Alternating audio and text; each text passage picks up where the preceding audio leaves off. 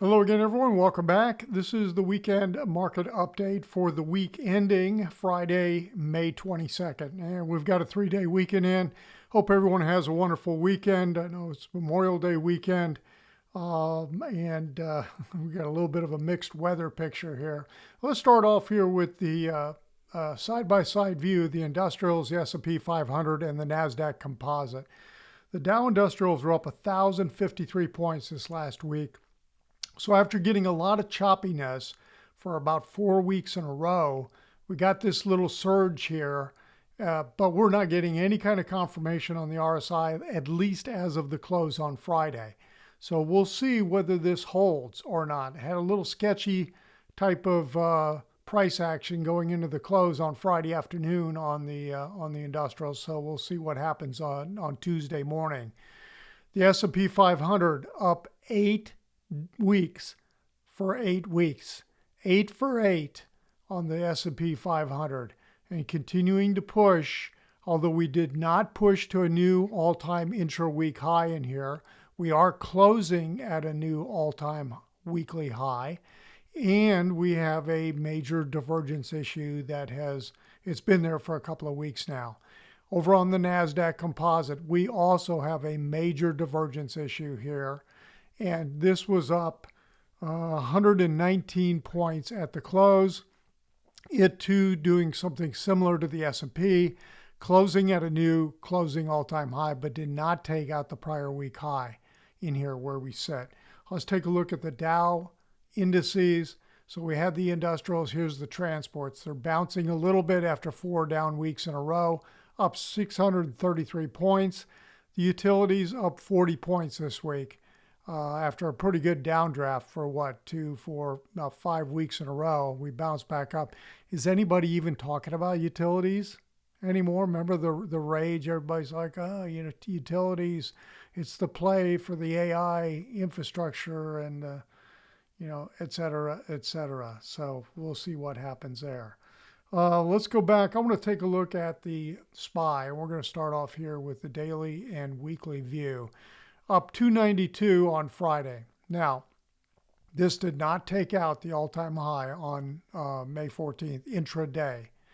Yeah, we closed at a higher high here. We did not close at a higher daily close.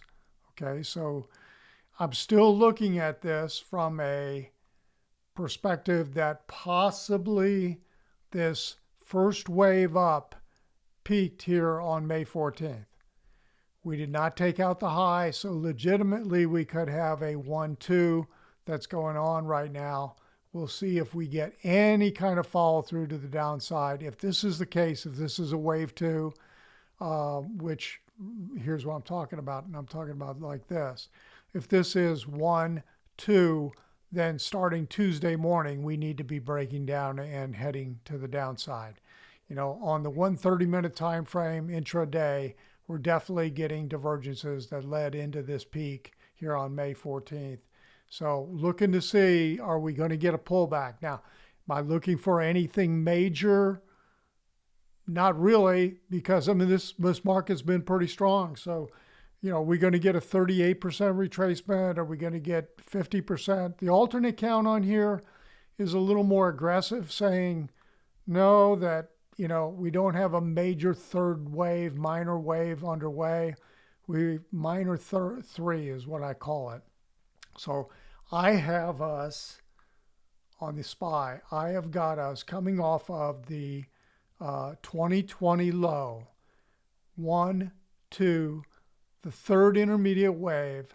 And I don't believe the third intermediate wave ended here in December of 24.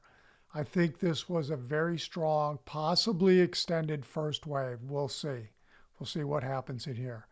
So the alternate is that it's a very short 3, and that would drive that the fifth wave would have to be really short if we're looking at the alternate. But I'm going to stay with this count for now, because right now the market looks and acts like it just wants to keep ripping to the upside, which means you're going to get very minor retracements. Kind of like what happened in 24 and 23, very minor retracements. We'll see. But that's where we sit with the SPY. Now I'm going to go back over here and I want to take a look at silver. Okay. This really looks like it could be, I need to go to daily here, daily, weekly.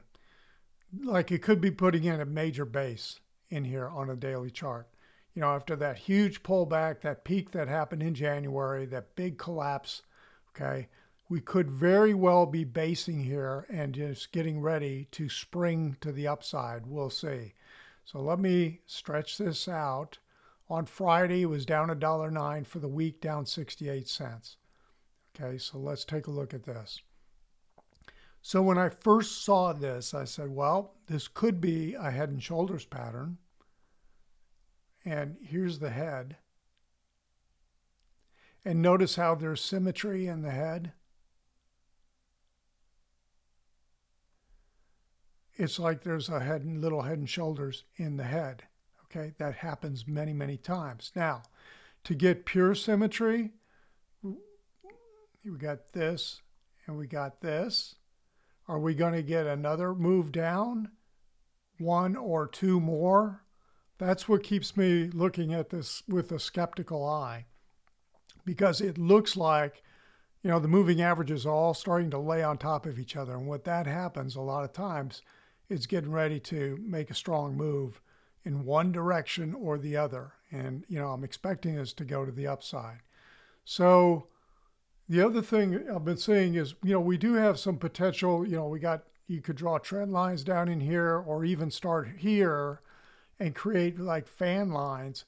But the key is until we break this trend line right here and take out the 80 level, I don't think we're going anywhere major. Okay. But we take out 80, this high is actually 80.86 on silver, on SLV. We take that out, we are going to make a run for the prior high up here at 109. I said 105, you know, but 105 would definitely close the gap, the huge gap that's up there. But yeah, this is looking like it wants to turn back to the upside.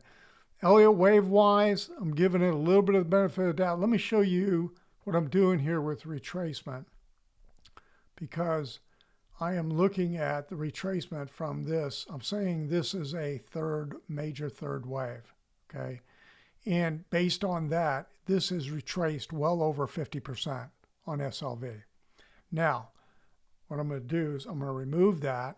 I'll put the semi-log back on, because when you have a scale that's well over 3-to-1 on the side here, you need to be on semi-log to get the waves in proportion. So when I look at it like this, here's what possibly could be going on. We could have a completed fourth wave pullback, okay? And then this first wave in here could be a leading diagonal pattern.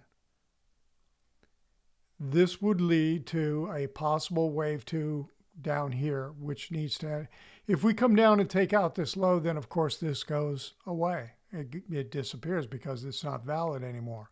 Low is $60.37. Now, where did we close on Friday? 68.36. So this is where we're at. I'm watching the price structure, watching the moving averages. We'll see if we can get this thing to start to turn. Okay, that's where we're sitting with SLV. Let's take a look at oil. Okay, I'm going to go up here to the futures I've got on WTI. So on Thursday, it was up 25 cents on the West Texas Intermediate Futures, down $8.82 for the week. So look at all of this gyration going on. When I look at the Elliott Wave count that I've got in here, this looks like a triangle to me, although I'll tell you, it's huge. It's huge compared to this wave 2. I mean, it really is. I grant you that. But it is what it is. And if it breaks out of this, which it looked like it started to do here on, what is that, May 18th? I thought, wow, here we go. That was Monday, wasn't it? Yeah, it was Monday this last week. I thought, here we go, and then we pulled back.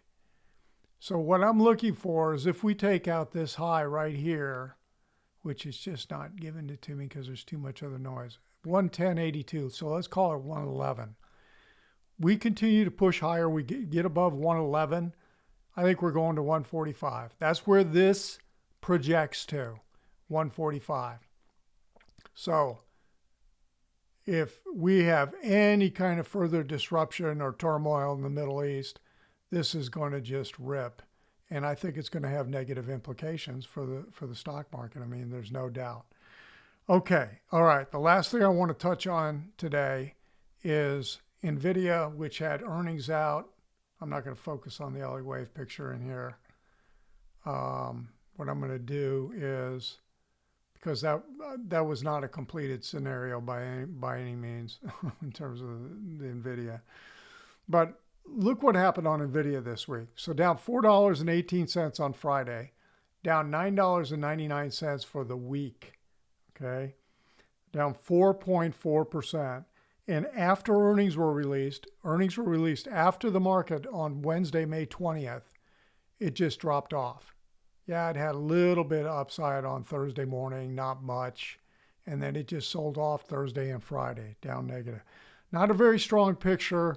The divergence on the RSI right here, you know, is giving me pause when I look at this to say, you know, it's kind of telling me that there may be something more developing in terms of this pullback. We'll see. We've gotten it before. The 21 is still in a pretty strong move to the upside. 21's above the 55. I mean, it's definitely in an uptrend. There's no doubt. But then when all of a sudden you get a major divergence developing and you start to get the pullback occurring, you know, it could be something that a little bit bigger underway. We'll see. Okay, that's it for this weekend. If you felt like the video was helpful, give it a thumbs up. If you're not a subscriber, hit that little subscriber button. And if you want more of this information on a regular basis, head on over to joehenches.net. Everyone have a great week, a great rest of the weekend. Hope your weather is good. And we'll talk to you on the next video.